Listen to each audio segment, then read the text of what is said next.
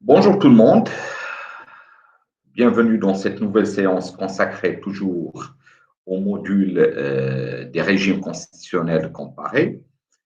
Et si vous vous rappelez bien, on avait vu durant la première séance les raisons pour lesquelles nous avons dit que ce régime est un régime souple, si vous vous rappelez bien. Nous avons déjà étudié le bipartisme britannique. On a vu quels sont les deux partis politiques qui monopolisent plus ou moins la vie politique britannique. Nous avons expliqué pourquoi le régime britannique est un régime plus ou moins complexe pour les quatre raisons que j'ai déjà expliquées. Aujourd'hui, nous allons commencer l'étude des institutions britanniques. Et bien évidemment, l'institution la plus importante, comme son nom l'indique, c'est le Parlement britannique. Alors, le Parlement britannique, comme je l'ai déjà mentionné auparavant, est un Parlement bicaméral. On l'appelle le Parlement de Westminster. Westminster, c'est un quartier qui se trouve à Londres, là où il y a l'horloge de Big Ben, etc.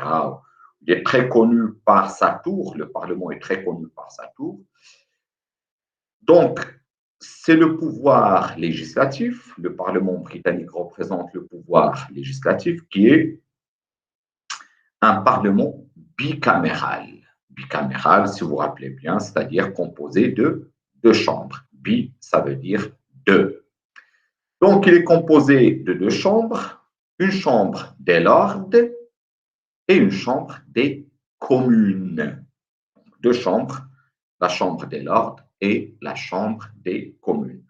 C'est comme un peu, à peu près, le Parlement marocain avec la Chambre des représentants, qui est l'équivalent de la Chambre des communes, et la Chambre des lords, qui est l'équivalent de la Chambre des conseillers. Mais bien évidemment, ce n'est pas du tout la même structure, ce n'est pas la même composition, ce n'est pas le même fonctionnement, ils n'ont pas les mêmes attributions, c'est juste pour vous faciliter la compréhension. Très bien. Donc, voilà, je vous ai mis deux images, deux photos des deux chambres. La chambre des lords, qui est une très, très, très belle chambre. Enfin, pourquoi? Elle est vêtue, comme je l'ai écrit ici, de rouge, parce que la chambre des lords fait référence au salon traditionnellement rouge dans lequel le monarque, le roi britannique, recevait sa cour. La cour, c'est proche du palais. Alors que la chambre des communes, c'est une chambre qui a été créée ultérieurement à la chambre des lords. Il est de couleur verte, mais ça n'a aucune signification. C'est juste pour se distinguer de la chambre des lords. Et bien évidemment, ce sont deux chambres qui composent le Parlement britannique, mais d'une manière non pas égalitaire, d'une manière plutôt inégalitaire, comme nous allons l'expliquer tout de suite. Alors, il y a une très belle citation, une citation plus ou moins qui reflète les attributions du Parlement et le poids du Parlement en Grande-Bretagne. On dit que le Parlement de Westminster peut tout faire sauf changer un homme en une femme. Peut tout faire sauf changer un homme ou une femme, c'est-à-dire c'est un Parlement qui a pratiquement tous les pouvoirs, ou presque. C'est un Parlement qui a énormément d'attributions et surtout, surtout, bien évidemment, on parle de la première chambre, la chambre basse, basse parce que ses membres sont élus par le peuple, donc la chambre des communes, qui a énormément de pouvoir, comme nous allons le voir. Par opposition, un tout petit peu à la chambre des lords, qui a moins de pouvoir, bien évidemment, que la chambre des communes, pour la simple raison, c'est que la chambre des lords a moins de légitimité que la chambre des communes. On verra tout ça plus tard. Alors, donc on parle d'un bicamérisme inégalitaire, une inégalité, bien évidemment, comme je viens de l'expliquer, au profit de la Chambre des communes. L'année parlementaire s'ouvre en automne par un discours du trône prononcé par le roi ou la reine, par le monarque, devant les deux chambres.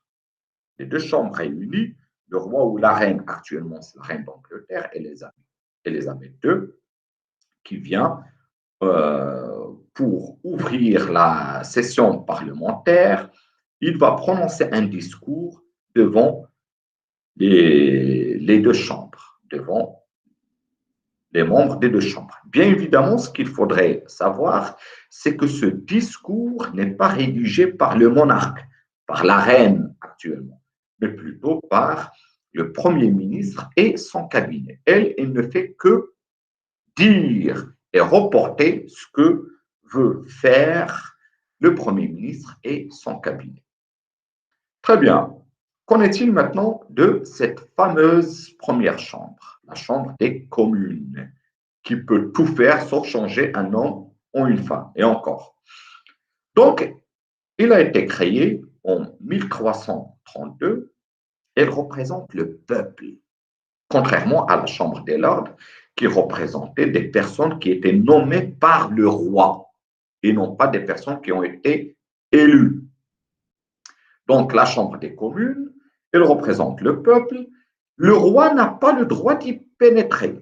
Le roi ou la reine n'a pas le droit de mettre ses pieds à l'intérieur de la Chambre des communes. D'ailleurs, historiquement, il y a un roi qui avait tenté d'y pénétrer, de rentrer dans la Chambre des communes. Il a été remercié, pour ne pas dire un autre mot, par le speaker roi, le président de la Chambre des communes.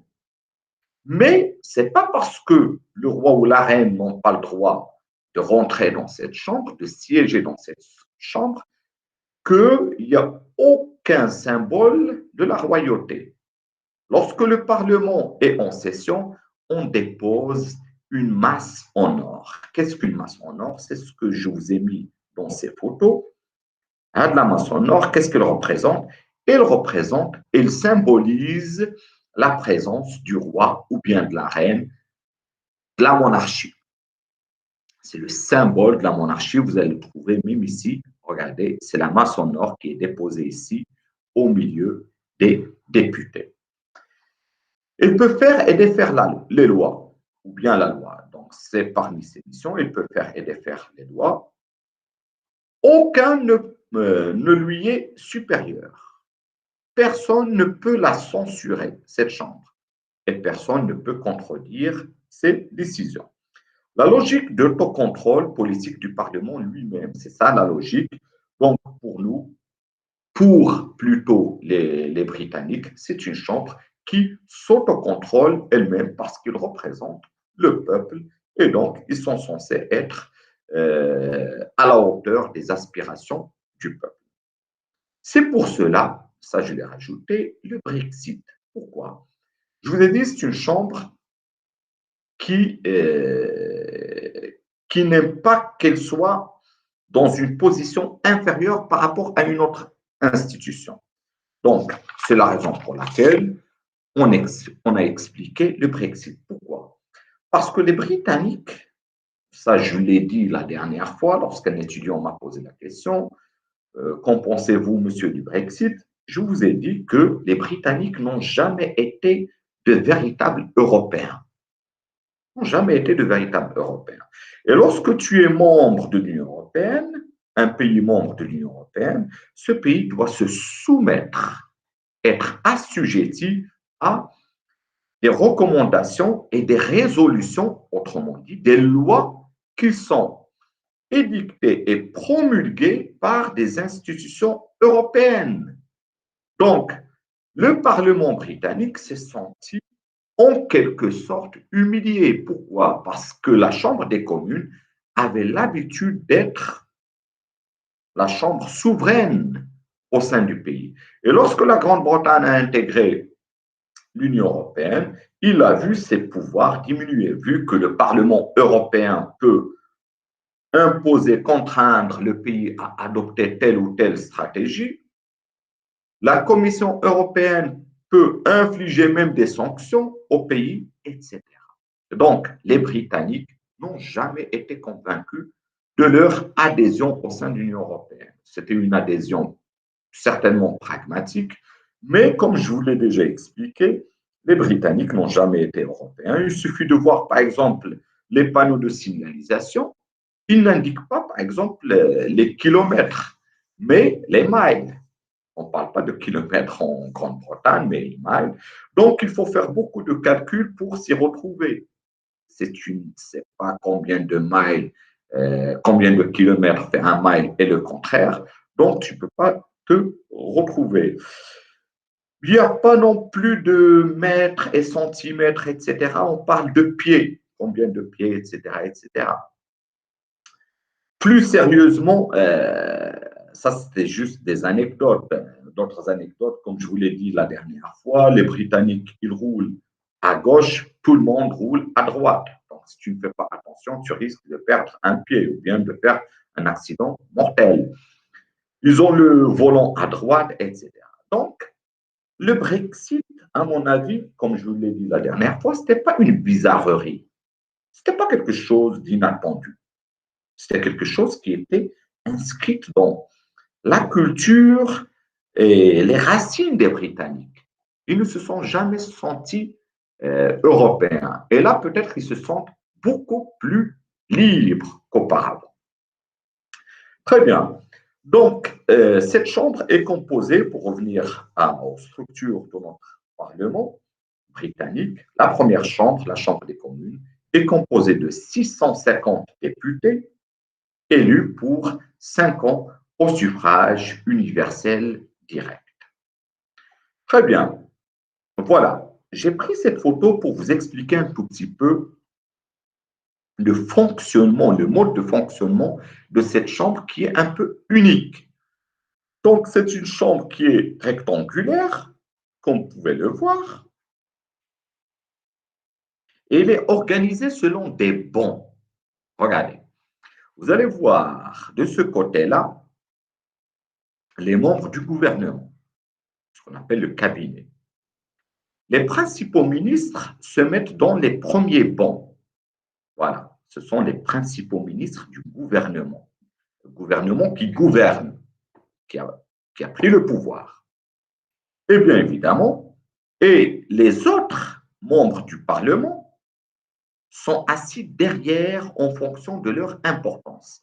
Plus tu t'éloignes du banc, des premiers bancs, moins tu es important en tant que ministre. Voilà, donc ça c'est le gouvernement. Voici les ministres les plus importants, moins importants, encore moins, jusqu'aux vraiment les moins importants.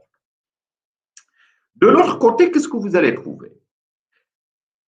Le banc qui est en face du premier banc, vous allez trouver les membres de l'opposition, le parti d'opposition. Et ce qui est extraordinaire, c'est que vous allez trouver, par exemple, en face du Premier ministre effectif qui gouverne le pays, un cabinet fantôme, un autre Premier ministre, mais de l'opposition, une autre personne qui représente le Premier ministre, mais dans l'opposition. Et par exemple, en face du ministre des Finances, du gouvernement effectif, vous allez trouver une autre personne dans l'opposition qui va jouer le rôle de l'opposition, d'un ministre des Finances d'opposition, et ainsi de suite. Donc, vous avez les membres du cabinet, le gouvernement, et vous avez ce qu'on appelle shadow cabinet, c'est-à-dire un gouvernement fantôme. Pourquoi on dit un gouvernement fantôme? Parce que c'est un gouvernement de l'opposition, mais qui ne gouverne pas. C'est la raison pour d'où l'appellation de fantôme. Mais qui va jouer pratiquement le rôle d'un gouvernement, mais dans l'opposition. Bien évidemment, au milieu, vous avez le président de la Chambre des communes, qu'on appelle le speaker, et qui joue un rôle primordial au sein de la Chambre des communes. Généralement, c'est quelqu'un qui est très, très, très respecté par les deux clans, que ce soit les membres du gouvernement ou bien l'opposition. Et il joue vraiment un rôle primordial. Je vous l'ai dit tout à l'heure, la seule fois où un roi avait essayé de pénétrer dans la Chambre des communes, c'est celui qui l'avait viré de la Chambre, c'était le speaker. Voici le speaker, voici son siège, etc. Il a un rôle vraiment particulier. Je n'ai pas voulu lui réserver toute une partie parce qu'on a d'autres parties, je ne dirais pas plus importantes, mais si vous faites un master en droit constitutionnel, etc., il faudrait étudier le rôle et les fonctions, les attributions du speaker, qui sont vraiment très, très, très importantes. Quelles sont les attributions de la Chambre des communes? Donc, on avait dit que la Chambre des communes est la chambre la plus importante dans le pouvoir législatif britannique. Voilà, là, vous avez le speaker. Ici, vous avez Boris, qui est l'actuel Premier ministre, qui a réussi son défi du Brexit, Boris Johnson, et en face, vous avez les membres de l'opposition. Derrière lui, il a son cabinet, ses ministres, etc., etc. Et voici la masse en or dont je vous ai parlé, le symbole du pouvoir royal. Quelles sont maintenant les attributions de cette chambre? Cette chambre, il détient le pouvoir législatif qu'elle partage avec le cabinet. Vous vous rappelez ici au Maroc, les projets de loi du gouvernement, les propositions de loi qui émanent du Parlement. Donc, c'est presque la même chose. Elle peut proposer des lois, elle les discute, les amende et les adopte. La Chambre des communes a aussi un pouvoir budgétaire, comme dans pratiquement tous les parlements. Il détermine les dépenses et les recettes de l'État. Qu'est-ce qu'on va gagner à travers soit les privatisations, soit les entreprises publiques, soit les ventes, les exportations, etc., etc. Et de l'autre côté, vous avez les dépenses, par exemple les salaires des fonctionnaires, etc., etc. Il a un contrôle exclusif sur le cabinet. C'est la seule chambre qui peut contrôler le cabinet. Et ce contrôle se traduit par plusieurs techniques. La première, c'est ce qu'on appelle question time, les questions posées au ministre, mais surtout au Premier ministre, qu'ils soient orales ou écrites. Mais la majorité des questions sont des questions écrites. Donc, des questions orales ou écrites qui sont posées au Premier ministre et à ses ministres. Il a aussi la possibilité de mener des enquêtes à travers ce qu'on appelle les commissions d'enquête. La même chose qu'on a ici au Maroc, en France, etc. Et il peut renverser le cabinet et c'est la prérogative exclusive. C'est une prérogative dont ne dispose pas, par exemple, la Chambre des Lords. La Chambre des Lords ne peut pas renverser le cabinet, le gouvernement. Mais la Chambre des communes peut le faire.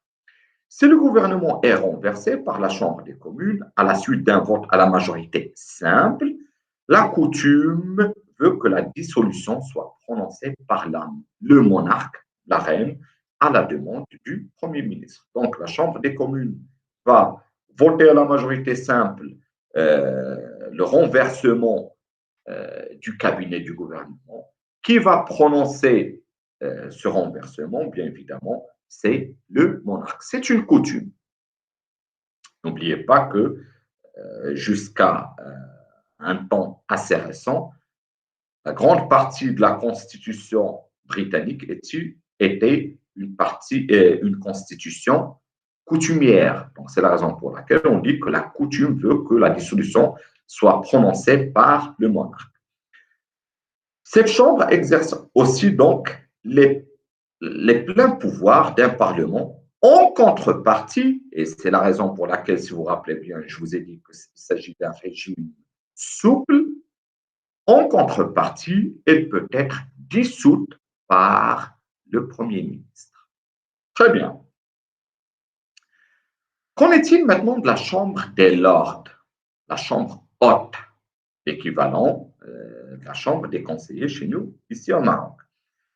Regardez, je vous ai pris deux photos. C'est une chambre qui est fabuleuse, sublime, pour la simple raison, comme je vous l'ai dit, c'était une chambre dans laquelle le roi se réunissait sa cour.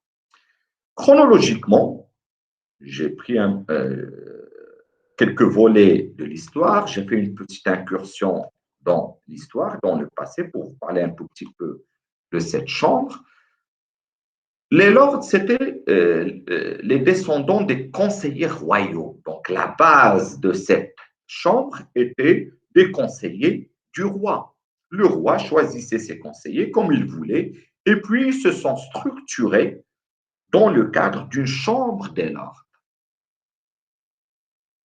Ça a duré pendant plusieurs années, pendant plusieurs siècles et décennies, avant la réforme de Tony Blair, qui était un premier ministre, celui qui avait participé à l'invasion de l'Irak, etc., et qui est, selon plusieurs juges, plusieurs ONG et plusieurs spécialistes du droit international, c'est un criminel de guerre. Mais bon, ça c'est une autre chose. Donc, Tony Blair, en 1999, avait commencé des réformes qui ont affecté la Chambre des Lords. Avant cette réforme, on comptait 1190 pairs. Les pairs, ce sont les députés qui siègent au sein de la Chambre des Lords. On appelle les peers ou bien les pairs. Sur les 1190 pairs, on avait 900 lords pairs qui étaient des pairs ou bien des lords héréditaires, c'est-à-dire de père en fils. Depuis cette réforme, on va pratiquement chambouler tout ce système. Aujourd'hui, on ne compte que 850 lords. Bien évidemment, le nombre des lords n'est pas fixe et dépend des nominations, comme on va le voir. 26 lords sont spirituels. Ils représentent en quelque sorte l'Église anglaise. Ce sont des membres de droit, donc ils ne sont pas élus, ils sont nommés par le monarque, où ils ont le titre de lord clerc de l'Église d'Angleterre. Donc, on a 26. 92 sont des lords héréditaires, des barons, des vicomtes, des comtes, des marquis, des ducs, etc. Mais depuis 1999, ces lords héréditaires ont perdu le droit au vote. Pourquoi? Parce qu'ils n'ont pas une véritable légitimité. 732 lords temporels nommés à vie. Par qui ils sont nommés à vie? Par le Premier ministre, mais pas tout seul. Le Premier ministre qui va adopter les propositions d'une commission indépendante. Cette commission va donner plusieurs noms au Premier ministre et ils vont proposer certains noms pour qu'ils deviennent des lords temporels à vie. Cependant, depuis 2001, cette commission joue un rôle très, très, très important. Bien, vous allez me dire comment ils choisissent ces lords. Ils les choisissent selon leurs exploits scientifiques, qu'est-ce qu'ils ont donné au pays, peut-être à l'humanité. Parfois, ce sont de très grands sportifs. On va leur octroyer le grade de lord, etc., etc. Bien évidemment, c'est le Premier ministre qui va les choisir sur proposition de cette commission indépendante et la déclaration de l'ordre, la nomination sera effectuée par le monarque. N'oubliez pas que cette chambre représente le monarque et la monarchie.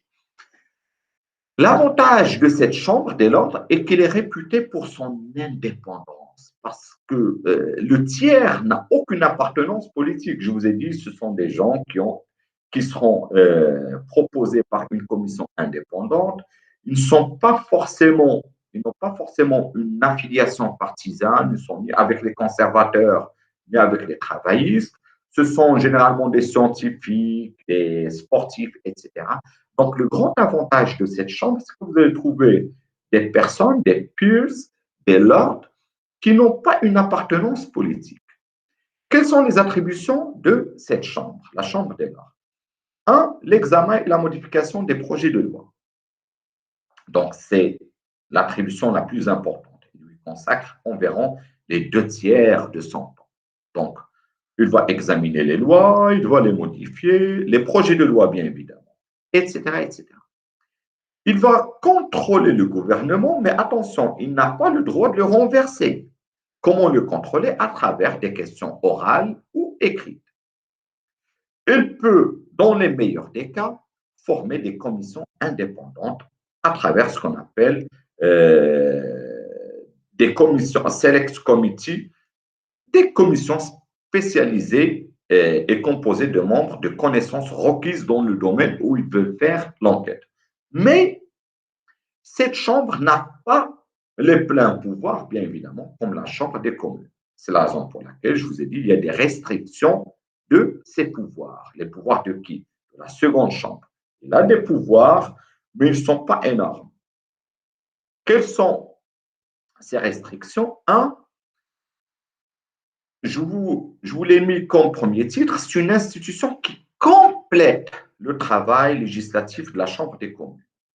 Donc, il ne peut pas contredire la Chambre des communes, il peut compléter le travail de la Chambre des communes. La Chambre a perdu de son influence car non élue, donc il n'a pas beaucoup de légitimité, on l'a vu, les lords ne sont pas élus, elle est moins légitime que la Chambre des communes, d'où sont issus le Premier ministre et les ministres. Qu'est-ce qu'on lui a fait? On a diminué son pouvoir législatif. Maintenant, les lords sont obligés, ça c'est assez particulier, sont obligés de voter tout projet de loi ordinaire. Vous allez me dire qu'est-ce qu'ils peuvent faire s'ils vont discuter et modifier les lois. Ils peuvent discuter et modifier les lois, mais ils ne disposent, dans les meilleurs des cas, que d'un droit de veto suspensif d'un délai d'un an. Ça veut dire quoi? C'est-à-dire que la Chambre des communes va confier un projet de loi à la Chambre des lords. Les membres de la Chambre des lords ne peuvent pas refuser ce projet de loi. Tout ce qu'ils peuvent faire, c'est qu'ils peuvent retarder l'adoption de ce projet de loi qui a été donné par la Chambre des communes pendant une année. Donc, on va repousser le délai de vote à une autre date. La Chambre des communes, supposons qu'actuellement on est, par exemple, le 8 janvier ou bien le 9 janvier, le 8 janvier, la Chambre des communes va soumettre un projet de loi à la Chambre des lords. La Chambre des lords n'est pas d'accord. Normalement, il doit le refuser. Tout ce qu'elle peut faire, c'est qu'elle peut émettre un droit de veto et suspendre l'adoption de cette loi pendant une année, jusqu'au 8 janvier de 2022. C'est tout ce qu'elle peut faire. Donc, on a vraiment restreint ses pouvoirs. Les lords ne peuvent s'opposer à un projet de loi qui était inclus dans le programme politique du parti ayant remporté les élections législatives. Si le projet de loi qui est soumis par la Chambre des communes est un projet qui existait, qui était inclus dans le programme politique du Premier ministre durant sa campagne électorale, ils ne peuvent pas s'opposer à ce projet de loi. Ils ne peuvent pas le suspendre pendant une année. Pourquoi? Parce que la logique, c'est que ce Premier ministre, bien ce parti politique a été élu sur la base d'un programme électoral. Et donc, le peuple a donné sa voix à ce parti politique sur la base d'un programme électoral. Puisque cette idée, ce projet de loi figurait dans le programme électoral du parti qui a gagné les élections, ça veut dire que le peuple était d'accord. Tu ne peux pas aller à l'encontre de la volonté du peuple. Donc, comme vous le voyez, ça, c'est une autre restriction des pouvoirs de la Chambre des lords. Et bien évidemment, ils ont perdu, ils avaient ce droit, mais ils ont perdu le droit de renverser le cabinet, le gouvernement. Donc voilà, grosso modo, en ce qui concerne le pouvoir législatif britannique, un pouvoir qui est partagé entre la Chambre des lords et la Chambre des communes, mais bien évidemment, comme je viens de vous l'expliquer, un partage inégalitaire en faveur beaucoup plus de la Chambre des communes et non pas en faveur de la Chambre des lords. Je vous remercie et à bientôt pour un nouveau un nouvel enregistrement et une nouvelle séance durant laquelle je vais vous expliquer le pouvoir exécutif britannique. Merci, à bientôt.